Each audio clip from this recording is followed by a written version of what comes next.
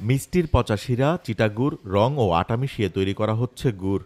রং চকচকে দেখে তা অনেকেই ক্রয় করছেন বাজার থেকে, যা স্বাস্থ্যের জন্য মারাত্মক ক্ষতিকর। সোমবার দুপুরে গোপন সংবাদের ভিত্তিতে ধামরাইয়ের কুল্লা ইউনিয়নের রূপনগর এলাকায় ভেজাল গুড়ের কারখানায় অভিযান পরিচালনা করে র্যাব-৪। এ সময় কারখানা থেকে উদ্ধার করা হয় ভেজাল গুড় বানানোর মিষ্টির শিরা, রং, চিটাগুড়, আটাসহ বিভিন্ন কেমিক্যাল। গুড়ের মধ্যে পাওয়া যায় মৃত ইঁদুর। পানি দিয়ে চিনি জ্বালায় আর এই গুড় দিয়ে গুড় তৈরি হয়। কুষ্টিয়া থেকে আমরা গুড় নিয়ে আসি।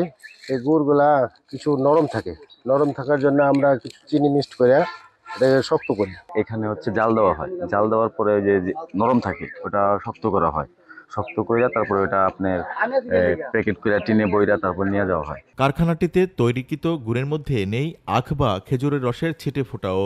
দীর্ঘদিন ধরেই চলে আসছিল ভেজাল গুড়ের এই রমরমা কারবার। এ সময় র্যাবের অভিযানে ভেজাল গুড় তৈরির অপরাধে মালিককে ৪ লাখ টাকা জরিমানা, মালামাল নিলামে বিক্রি ও কারখানা সিলগালা করা হয়। এখানে এসে আসলে আখের এবং খেজুর, এই যে দুইটা উপাদান, মূল উপাদান, প্রাকৃতিক উপাদান, এর কোনোটাই আমরা এখানে পাইনি। এরা বিভিন্ন রঙের, বিশেষ করে লাল বা খয়েরি রঙের যে রংটা রয়েছে, যেটা হচ্ছে আখের বা খেজুরের গুড়ের মতো যে রংটা, সেটা মিষ্টির যে কারখানার যে শিরা থাকে, পরিত্যক্ত শিরা, সেগুলো ওরা নিয়ে আসে, এবং চিটা যে গুড়গুলো থাকে সেগুলো নিয়ে এসে এগুলো মিক্সড করে। এখানে কোনো গুড়ের অস্তিত্ব নাই, আখের কোনো অস্তিত্ব নাই, এবং কোনো খেজুরের গুড়ের কিছু আমরা দেখেছি, সেগুলো খেজুরের গুড়ের কোনো অস্তিত্ব নাই। এদেরকে ৪ লক্ষ টাকা অর্থদণ্ড করেছি, এবং আমরা এখানে স্পট নিলাম করেছি, যেগুলো এরা ব্যবহার করছিল সেগুলো। ভেজাল পণ্য তৈরির কারখানায় অভিযান পরিচালনা করে শুধু জরিমানা নয়, কার্যকরী পদক্ষেপ গ্রহণের দাবি সচেতন মহলের। দেওয়ান ইমন, দেশ টিভি, সাভার।